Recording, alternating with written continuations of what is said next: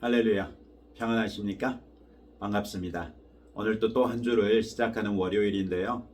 이번 한 주간도 주의 말씀의 은혜 가운데 늘 충만한 복된 한 주가 되시기를 주님의 이름으로 축복합니다.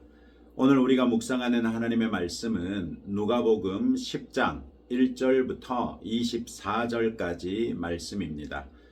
오늘의 성경에서 예수님은 전도자 70명을 세워 파송하시고 그들이 돌아와서 보고할 때 하나님 나라의 비밀에 관하여 말씀하십니다. 오늘의 성경 1절에서 예수님은 따로 70인을 세우셨다고 말하고 있습니다. 즉, 이 70명의 전도자들은 12제자들과는 다른 별도의 사람들이라는 것이죠. 나중에 가룟 유다를 대신할 사람을 세울 때 알게 된 것처럼 예수님의 세례 때로부터 승천하실 때까지 함께 했던 사람들이 예수님의 12제자들만 있었던 것은 아니었습니다. 이 70명의 전도자들 역시 사역 초기부터 이때까지 예수님을 따라다니며 배우고 예수님이 전하신 하나님 나라를 위해 기꺼이 헌신하는 사람들이었을 것으로 볼 수 있겠습니다. 예수님은 이 70명을 친히 가시려고 하셨던 각 동네와 각 지역으로 두 사람씩 짝지어 보내십니다. 두 사람씩 보내신 것은 증인됨의 최소 기준을 충족시키기 위함이었고, 이들은 각 동네와 지역에서 예수님을 대신하는 사람들이 되었습니다. 이 전도자들은 노중에 사람들을 만나도 무난하지 못하게 하셨는데, 이는 복음 전도의 시급성을 말씀하신 것입니다. 이미 곡식이 익어 추수할 것이 많은 때에 추수할 일꾼들이 어찌 추수하러 가는 길에 시간을 허비하겠습니까? 더욱이 일꾼이 더 많이 필요한 마당에 말이죠. 이들에게도 예수님은 앞서 제자들을 파송하실 때와 같이 전대나 배낭이나 신발을 가지지 말라고 말씀하십니다. 이는 여행의 편리를 위한 것이 아니라 일꾼을 책임지시는 하나님의 공급하실 것을 믿고 나가라는 말씀이었습니다. 이 전도자들은 어느 집에 들어가든지 먼저 샬롬을 선포하라고 하십니다. 그 집주인은 그들이 선포하는 평안을 받을 만한 사람이 그 집에 있으면 평안이 그 집에 머물 것이고, 그 집주인은 그들을 영접할 것이며, 전도자들은 그 집에 머물고 집주인이 주는 것을 먹으면서 이 집 저 집 옮겨 다니지 말라고 말씀하십니다. 반대로 그 집에 평안을 받을 만한 사람이 없으면 전도자들이 비는 평안은 전도자들에게 되돌아올 것이며 그들은 환영받지 못하겠지요. 이 경우 전도자들은 앞서 제자들에게 말씀하셨던 것처럼 발의 먼지도 그 동네에 떨어버리고 돌아서면 될 것이었습니다. 다만 예수님은 이처럼 전도자들을 영접하지 않는 동네들이 당할 심판의 화가 구약시대에 하나님의 징계를 받은 바 있었던 소돔이라든지 고모라라든지 두로나 시돈보다도 훨씬 더 큰 화를 당할 것을 말씀하십니다. 이는 예수님의 복음을 거부한 사람들에게는 더 이상 돌이킬 수 없는 결정적이고 종말적인 심판을 기다리고 있기 때문이며, 그 심판의 심각성은 그만큼이나 무섭기 때문입니다. 고라신과 벳세다는 다들 가버나움에서 가까운 갈릴리 지역의 성읍들인데, 이곳은 예수님이 지금까지 주로 사역을 집중하셨던 지역입니다. 이 정도의 정성을 두로와 시돈 땅에 부으셨다면 그들은 이미 회개했을 것이라고 말씀하십니다. 예수님은 누구보다도 먼저 유대인들에게 복음 사역을 집중하셨으나 그들은 여전히 복음에 강력하게 저항하고 있었습니다. 예수님은 전도자들에게 그들의 말을 듣는 것은 예수님의 말을 듣는 것이요, 그들을 저버리는 자들은 곧 예수님을 저버리는 것이며 하나님을 저버리는 것이라고 말씀하십니다. 예수님의 능력과 권위를 그들에게 주셨기 때문에 그들이 곧 예수님을 대변하는 자들로 그들을 영접하거나 거부하는 것은 고스란히 예수님을 영접하거나 거부하는 것이고, 이는 다시 한번 이 세상에 예수님을 보내신 하나님을 영접하거나 거부하는 것과 다를 바 없다고 말씀하신 것이죠. 예수님의 이런 말씀은 그대로 우리에게도 적용됩니다. 우리는 예수님을 영접함으로써 하나님을 영접한 사람들이 됐습니다. 그런 우리를 예수님은 다시 세상으로 보내셨으니 세상에서 우리가 예수님의 이름으로 또 하나님의 이름으로 무엇인가를 할 때 그것을 용납하는 것은 곧 우리를 영접함으로써 예수님을 영접하는 것이며 역시 하나님을 영접하는 것이 될 것입니다. 그러나 그런 우리를 거부하는 것은 예수님과 하나님을 거부한 일이 될 것입니다. 이런 사실을 알게 됐으니 이제 우리는 무슨 일을 하든지 주의 영광을 위하여 하라는 말씀을 기억하고 그 말씀에 순종하십시다. 나의 일거수일투족이 예수님과 하나님의 증거가 되는 것을 생각하면서 남이 있을 때나 혼자 있을 때나 언행에 주의하십시다. 그리고 무엇이든지 예수님의 이름으로 행하는 일에 대해서는 그것이 내 일이 아니라 주님의 일이라는 것을 확실하게 인식하십시다. 그래서 설령 사람들이 나를 배척하더라도 그들이 나를 배척한 것이 아니라 내가 전한 예수님을 배척한 것이고 하나님을 배척하는 것이라고 생각하십시다. 그렇게 함으로써 우리는 배척과 거부를 넘어 다시 한번 주님의 이름으로 무엇이든지 할 수 있는 담력을 얻게 될 것입니다. 17절부터 20절에서는 70인의 전도자들이 돌아와서 예수님께 보고합니다. 전도자들은 주의 이름으로 귀신들도 항복했다고 흥분하지요. 예수님 역시 그들의 사역의 효과를 사탄이 하늘로부터 번개같이 떨어진 것이라고 말씀하십니다.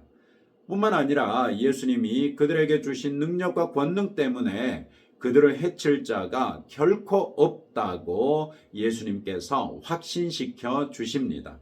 그러나 이 모든 것보다 더욱 전도자들이 기뻐해야 할 일이 있다고 말씀하십니다. 그것은 그들의 이름이 하늘에 기록된 것입니다. 귀신들이 너희에게 항복하는 것으로 기뻐하지 말고 너희 이름이 하늘에 기록된 것으로 기뻐하라. 20절 말씀이죠. 이 말씀은 우리에게도 시사하는 바가 큽니다. 우리의 대부분의 기도 제목을 보면 하나님께서 우리에게 무엇인가를 해 주시기를 구하는 것들이 아닙니까?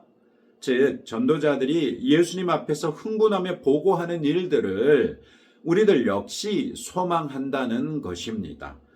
예수님이 말씀하신 것처럼 심지어 뱀과 전갈도 우리를 해칠 수 없고 우리에게 원수의 모든 능력을 제어할 권능이 있기를 바라지 않습니까? 예수님은 이 모든 것들이 우리의 진정한 기쁨을 가져다 주지 못한다고 말씀하고 계신 것입니다. 이런 것들은 지엽적인 것에 지나지 않다고 말씀하시는 것이죠. 그러면 무엇이 본질입니까? 바로 우리의 이름이 하늘에 기록된 것이 본질이라고 말씀하십니다. 이는 우리의 신분의 완전한 변화를 말씀하시며 이 신분의 변화는 전혀 돌이킬 수 없는 영원한 변화입니다. 그리고 이러한 신분의 변화가 있기 때문에 그에 합당한 부수적인 변화들이 우리에게 주어진 것입니다. 그런데 우리는 본질적인 것에 집중하지 아니하고 부수적인 그 주변에 있는 것들만 간구하면서 그것에서 참된 기쁨을 누리려고 하니 참된 기쁨이 있을 수 없다는 것입니다. 참된 기쁨은 언제 주어지는가? 내 이름이 하늘에 기록되어 있다는 이 사실을 흔들림 없이 믿을 때에야 비로소 참된 기쁨이 우리에게 넘칠 것이라고 말씀하십니다. 예수님은 우리에게 영원한 신분의 변화를 일깨워 주시면서 영원한 하나님의 영원한 자녀라는 신분을 기뻐하라고 말씀하시죠. 우리의 신분을 깊게 묵상해 보시기 바랍니다. 그 결과는 그런 신분을 가질 만한 아무런 자격이나 공로가 없는 우리에게 존귀한 신분을 주신 예수님의 은혜에 대한 깊은 감사일 것입니다. 그리고 그 감사로서 우리를 영접하는 사람에게든지 거부하는 사람에게든지 일단 샬롬의 복음을 전해 보십시다. 그 중에 평강을 받을 만한 사람들이 반드시 있을 것입니다. 21절부터 24절에서 예수님은 성령으로 기뻐하시는 모습을 보여주십니다. 이 기쁨은 영원한 기쁨입니다. 이런 기쁨은 일시적이고 현세적인 세상의 것들로 인한 기쁨일 수 없습니다. 영원하신 하나님의 말씀과 관련된 기쁨일 수밖에 없습니다. 예수님은 세속적으로 지혜롭고 슬기 있는 사람들에게는 숨기시고 세속적인 면에서는 순수한 어린아이 같은 택한 백성에게는 하나님 나라의 비밀을 알게 하신 것을 감사드립니다. 우리도 이런 것을 매일 목격하고 있기도 합니다. 탁월하다고 알려진 많은 과학자들이 자기들의 입으로 심지어 지적 설계를 인정하면서도 성경의 하나님은 인정하지 않는 모습을 자주 보게 됩니다. 그런 탁월한 지성에 비하면 어린아이 같은 보잘것없는 우리에게 하나님 나라의 비밀을 알려주시고 우리의 이름을 하늘에 기록하셨으니 어찌하니 감사할 수 있겠습니까? 예수님은 이것이 바로 하나님의 뜻이라고 말씀하십니다. 스스로 자고한 사람은 하나님을 알거나 믿을 수 있는 기회를 스스로 거부하지만 어린아이같이 순전한 사람은 하나님의 말씀을 통해 하나님을 만나고 예수님을 믿으며 구원에 이른 것이죠. 이것이 바로 하나님의 뜻입니다. 하나님의 뜻 가운데 우리에게 구원을 허락하신 하나님께 감사의 찬송을 올려드리는 하루 되시기를 축복합니다. 예수님은 이어서 자신이 아버지께로부터 정권을 이양받은 아들이며 아버지 외에는 아들을 아는 자가 없다고 하시죠. 아들은 아버지에 대하여 내가 저 사람의 아들인가 의심할 수 있죠. 여러분도 한 번쯤 그런 의심을 가져본 적이 있지 않습니까? 특별히 우리가 어렸을 때는 주로 다리 밑에서 주워왔다는 정말 말도 안 되는 말이 얼마나 우리의 마음을 무겁게 짓눌렀잖아요. 그러나 아버지는 자기 아들에 대하여 의심 없는 100%의 확신으로 사랑할 수 있지 않습니까? 예수님이 하나님의 아버지 되심을 의심할 리도 없지만 하나님께서 예수님의 아들 되심을 모르실 수도 없는 것이죠. 그런 두 분 사이의 관계를 예수님의 소원대로 계시를 받은 자들, 즉 우리들 역시 알 수 있게 해주셔서 예수님을 믿고 하나님을 알기에 이르게 해주셨다고 말씀하십니다. 그러면서 전도자들에게 지금 자신들에게 말씀하고 계신 예수님을 그들이 본 것이 복되다고 말씀하시죠. 창세 이래로 수많은 사람들과 선지자와 왕들도 예수님 곧 하나님의 메시아를 보고자 했으나 그들은 다 때가 되지 않았기 때문에 보지 못하고 그저 기껏해야 하나님의 예언 안에서나 메시아를 소망할 수밖에 없었습니다. 그런데 전도자들은 그런 예수님을 친히 보았고 들었고 그분에게서 배우고 보냄을 받았으니 얼마나 복됩니까? 우리도 동일한 까닭에 복됨을 믿을 수 있기를 바랍니다. 우리에게는 기록된 하나님의 특별 계신 성경 말씀이 있습니다. 이 말씀은 우리에게 명료하고도 충분하게 삼위 하나님과 우리를 위한 구원 역사를 가르쳐 줍니다. 구약시대 사람들은 예수님이 언제 오실지도 모르면서도 예수님을 기다렸는데 우리는 이미 예수님이 다녀가셨고 그 예수님의 행적을 따라 그분을 믿게 됐습니다.